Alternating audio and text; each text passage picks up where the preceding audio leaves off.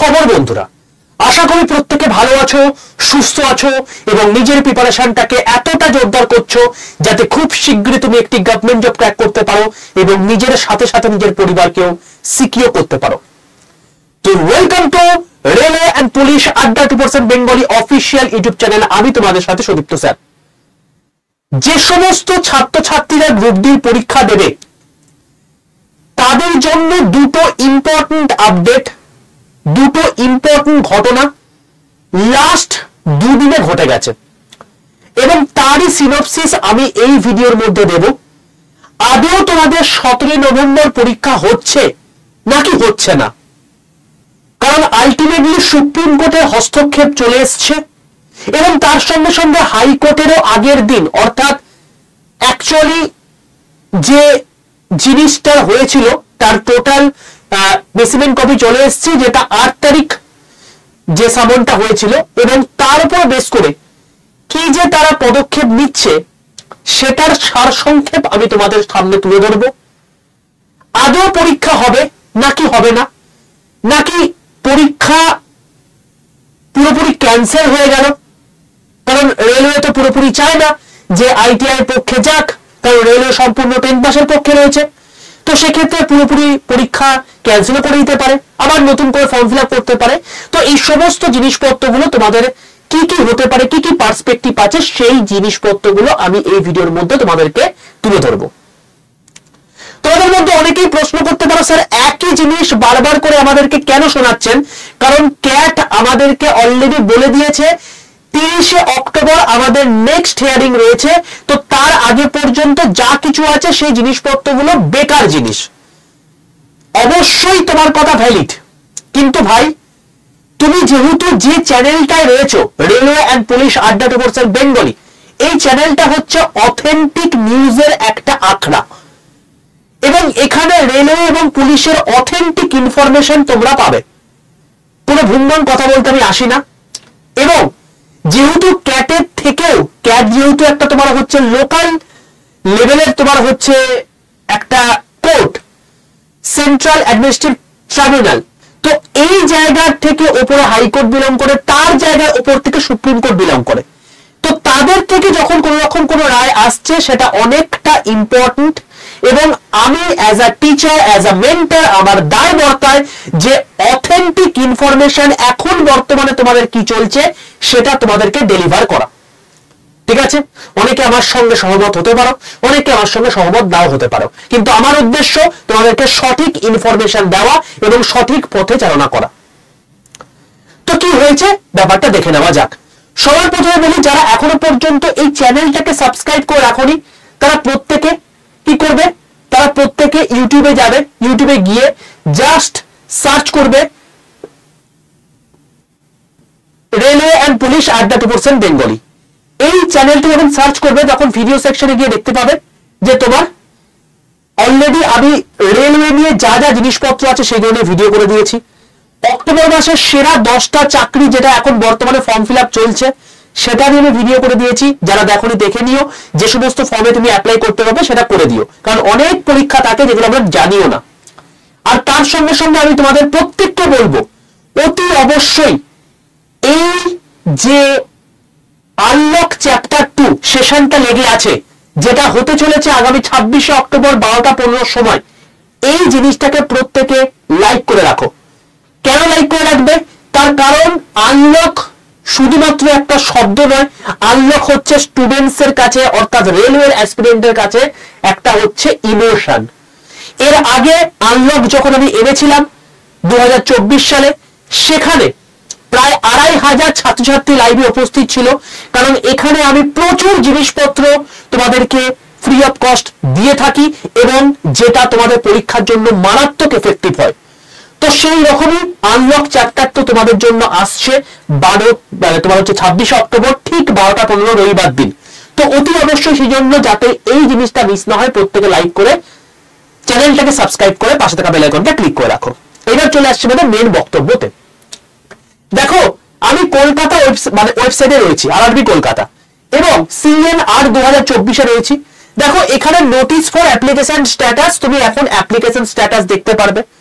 তুমি দেখতে পারবে যে সেখানে তোমার এই যে নোটিশটা আছে 7ই নভেম্বর থেকে তোমাদের শুরু, ডিসেম্বর পর্যন্ত চলবে, সেটাও এখন বর্তমানে রয়েছে। তো এটা রয়েছে কেন? আলটিমেটলি ক্যাটের হিয়ারিং এর আগে হয়েছে, হাইকোর্টের হিয়ারিং এর আগে হয়েছে। তো সেখানে হাইকোর্টে যখন হিয়ারিং হয়েছে তখন সেক্ষেত্রে ডাইরেক্টলি রেলওয়েকে প্রশ্ন করা হয় যে যখন কোনো একটা পার্টিকুলার জায়গাতে স্টে লেগে আছে সেখানে আপনারা কি করে এক্সাম ডেট ঘোষণা করতে পারেন, অ্যাপ্লিকেশন স্ট্যাটাস ঘোষণা করতে পারেন। সেখানে রেলের যিনি উকিল আছেন তিনি বলেন যে আমরা যখন কোন রকম কোন রেলের কোন প্রক্রিয়াতে এগোবো তার কথার অর্থ হচ্ছে এক্সাম কন্ডাক্ট করানো, ডকুমেন্ট ভেরিফিকেশন করানো, ফর্ম ফিল আপ করানো, এইগুলোকে বোঝায়। কোন রকম কোন অ্যাপ্লিকেশন স্ট্যাটাস বা এক্সাম ডেট ঘোষণা করা তার মধ্যে পড়ে না। যেহেতু রেলের ছাত্রছাত্রীরা যারা গ্রুপ ডির পরীক্ষা দেবে তারা অনেক দ্বিধাদ্বন্দ্বে রয়েছে, কারণ যেহেতু এই কেসটা বহুদিন ধরে চলছে, তো সেই অ্যাসপেক্টে আমাদের মনে হয়েছে যে তাদের এই জিনিসটা ভুল ভ্রান্তিটা মাথা থেকে আউট করে দেওয়া উচিত এবং তারা পড়াশোনা করে দেওয়া উচিত যাতে 7ই নভেম্বর তাদের পরীক্ষা রয়েছে এই অ্যাসপেক্টে তারা এগোতে পারে। এটা ছিল তাদের বক্তব্য। এবং এর উপর বেশ করে হাইকোর্টে লাস্ট 8 তারিখ একটা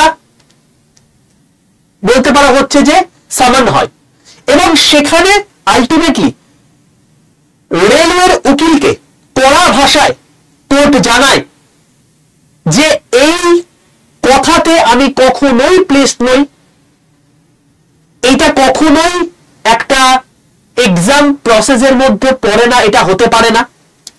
অতি অবশ্যই এই জিনিসটাকে প্রুফ করার জন্য আমার সামনে আসতে হবে রেলওয়ে বোর্ডের সেক্রেটারিকে, যিনি পুরো জিনিসটা, পুরো সিস্টেমটা, টোটাল নিয়ম কানুনটা দেখছেন।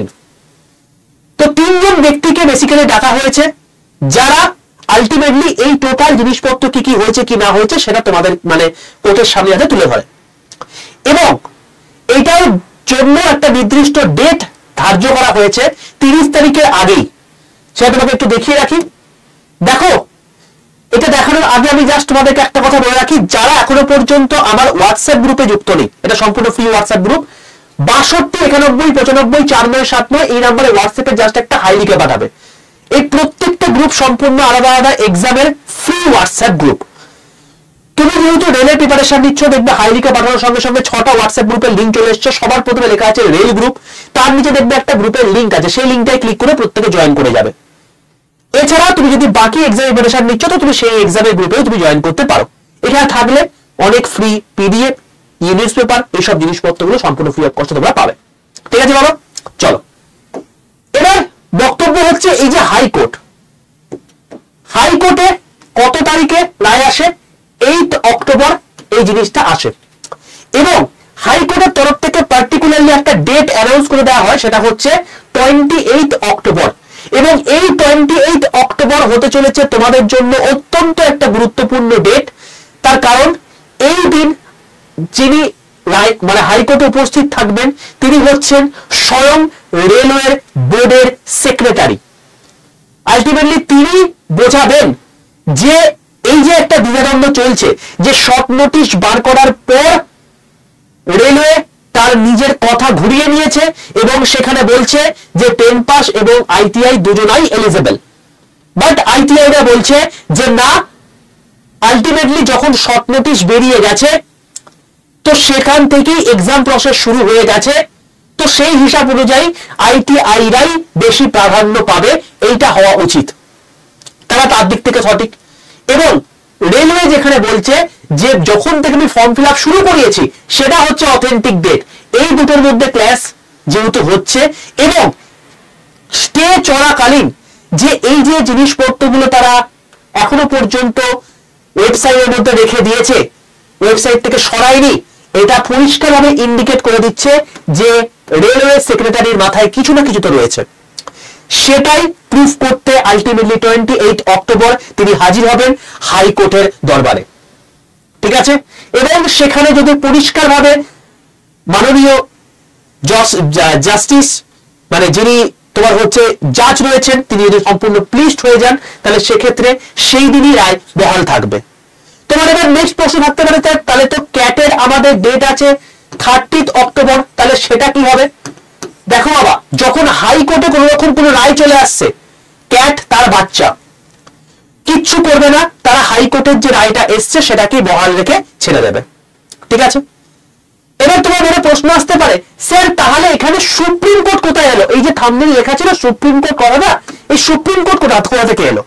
দেখো আলটিমেটলি এই জিনিসটা হাইকোর্টে যখন 4-5টা হিয়ারিং হয় তখন আইটিআইরা ফিল করেছিল যে এতবার করে হাইকোর্টে যখন যাচ্ছি এবং সেখানে যেহেতু আমাদের পাশে হাইকোর্টের মানে আমাদের তরফের দিকে হাইকোর্ট কিছু কথাবার্তা বলছে, তো এইটাই হচ্ছে অথেন্টিক সময় বা সঠিক সময় সুপ্রিম কোর্টে অ্যাপিল করার, এবং তারা সুপ্রিম কোর্টে সেই জিনিসটাকে অ্যাপিল করে।